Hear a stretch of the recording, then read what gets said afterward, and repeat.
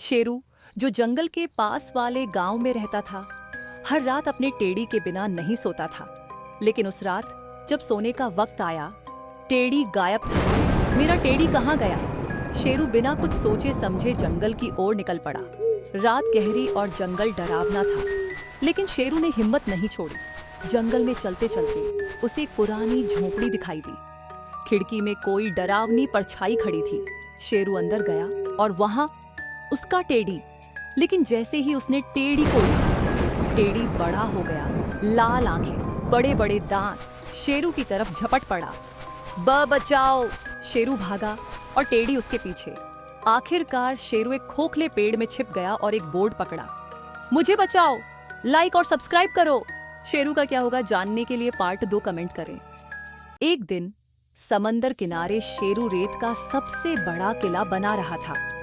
उसकी फ्लफी जुल्फें हवा में उड़ रही थी और वह बड़े प्यार से किले की दीवारें बना रहा था।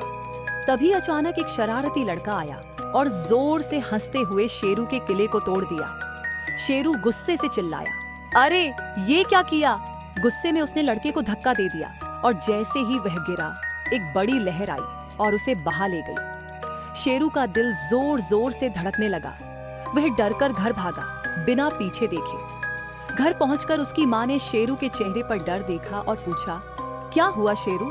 शेरू ने घबराते हुए कहा, कुछ नहीं, और अपने कमरे में चला गया। जैसे ही वह अंदर पहुंचा, उसकी सांसें अटक गई। फर्श पर लाल रंग के पैरों के निशान थे, जो उसके बिस्तर तक जा रहे थे।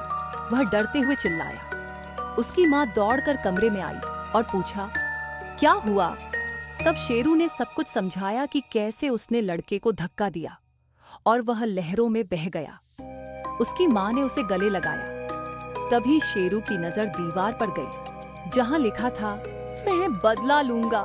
शेरू का दिल तेजी से धड़कने लगा। शेरू की जान बचाने के लिए शेरू को बचाओ कमेंट करें। ये रात का समय था।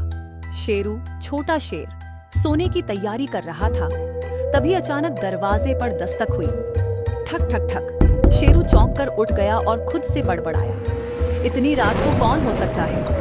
वह डरते डरते दरवाजे तक पहुंचा और धीरे से खोला। सामने एक अजीब सा डाकिया खड़ा था, जो चुपचाप एक लिफाफा उसकी तरफ बढ़ा रहा था। डाकिया बोला, ये तुम्हारे लिए है। शेरू ने लिफाफा लिया और उलझन में उसे खोला। उसके चेहरे की मुस्कान गायब हो गई। जब उसने अंदर लिखा देखा, डाकिये को मत देखना। शेरू हड़बड़ाते हुए बड़बड़ाया, क्या? ये कैसा मजाक है? लेकिन जिज्ञासा ने उसे मजबूर किया और जैसे ही उसने डाकिये की ओर देखा, वह एक कंकाल में बदल गया। उसकी खाली आंखें और डरावनी मुस्कान शेरू की ओर घूर रही थी। कंकाल डाकिया डरावनी आवाज में बोला, अब तुमने मुझे देख लिया है। शेरू का दिल जोर से धड़कने लगा। उसने तेजी से दरवाजा बंद किया, लेकिन कंकाल डाकिया जोर जोर से दरवाजा पीटने लगा। कंकाल डाकिया चिल्लाया, दरवाजा खोलो, दरवाजा खोलो। शेरू ने डर से कांपते हुए दरवाजे के पीछे छिपकर एक तख्ती उठा ली। उसने कांपते हुए तख्ती आगे की, जिस पर लिखा था, प्लीज लाइक और सब्सक्राइब करो, मुझे इस डाकिये से बचाओ। शेरू का क्या होगा जानने के लिए पार्ट 2 कमेंट करें। गहरा सन्नाटा था। आसमान में सिर्फ चांद और तारे चमक रहे थे। शेरू अपने घर के बड़े से लॉन में अकेला बैठा था। आज उसका जन्मदिन था, लेकिन कोई भी उसके साथ नहीं था।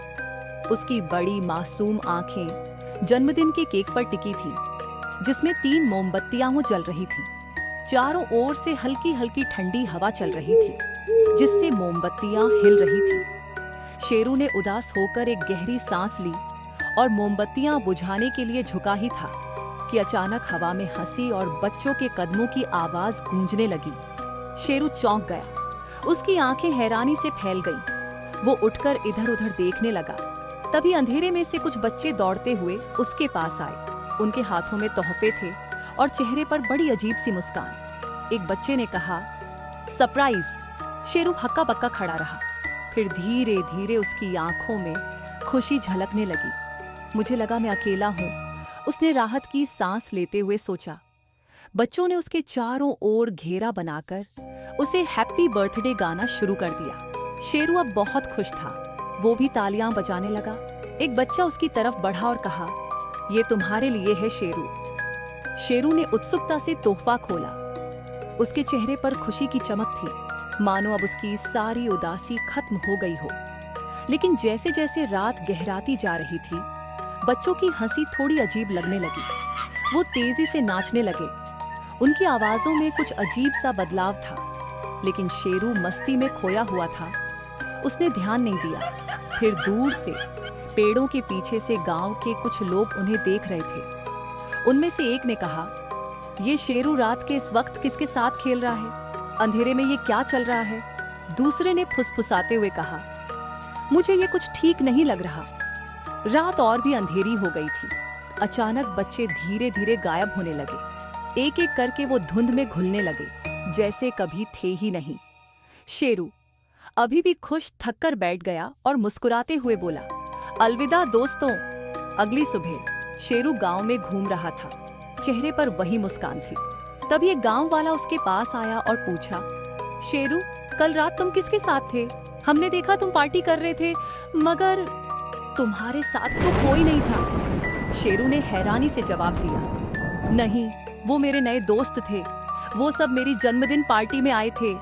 गांव वाले की आंखें चौड़ी हो गईं। उसने गंभीरता से कहा, लेकिन शेरू, वहां कोई नहीं था। तुम पूरे समय अकेले ही थे। शेरू का चेहरा सफेद पड़ गया। उसकी हंसी रुक गई और डर से उसकी सांसें तेज हो गई। नहीं, ये नहीं हो सकता। उसकी आवाज धीमी और कांपती हुई थी। वो पीछे हटने लगा, जैसे कोई खौफनाक हकीकत उसकी तरफ बढ़ रही हो। तभी उसे याद आया, वो जगह जहां उसने पार्टी की थी, वो तो कब्रिस्तान था। उसके पैर कांपने लगे और उसके मन में एक ही ख्याल था, वो बच्चे, वो तो भूत थे। शेरू की आंखों में डर साफ दिख रहा था। शेरू का क्या होगा जानने के लिए पार्ट 2 कमेंट करें।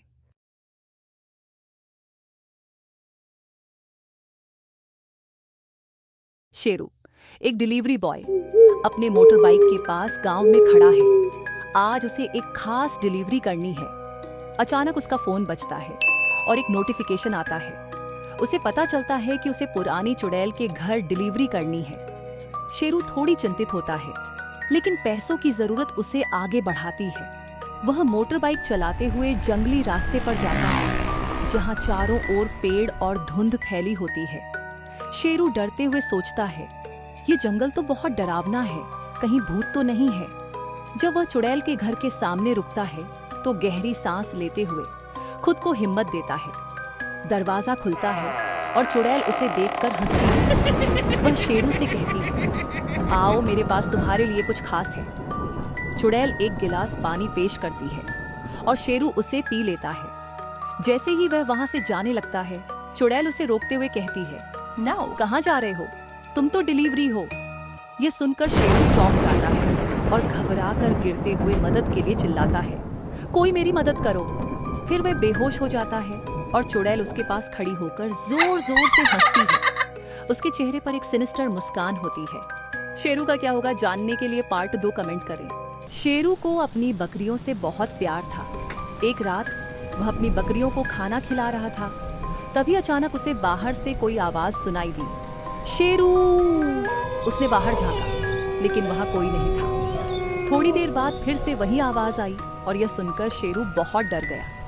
उसने जल्दी से घर की तरफ दौड़ लगाई। उसके पिता आए और शेरू ने उन्हें बताया कि बाहर एक भूत है। इस पर उसके पिता ने मुस्कुराते हुए कहा, बेटा, भूत कुछ नहीं होते, तुम अंदर जाओ और पढ़ाई करो। शेरू ने अपने कमरे में पढ़ाई शुरू की, लेकिन अचानक उसकी नजर खिड़की के पास गई। वहां एक आकृति खड़ी थी और उसे देखकर शेरू और भी डर गया। उसने हिम्मत जुटाते हुए कहा, पापा, क्या आप हैं?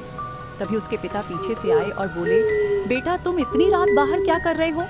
अब शेरू को और भी डर लगने लगा। अगर उसके पिता अंदर हैं, तो वह वहां खड़ी आकृति कौन थी? शेरू को बहुत डर लग रहा था। अगर आपको शेरू की मदद करनी है, तो कृपया कमेंट करें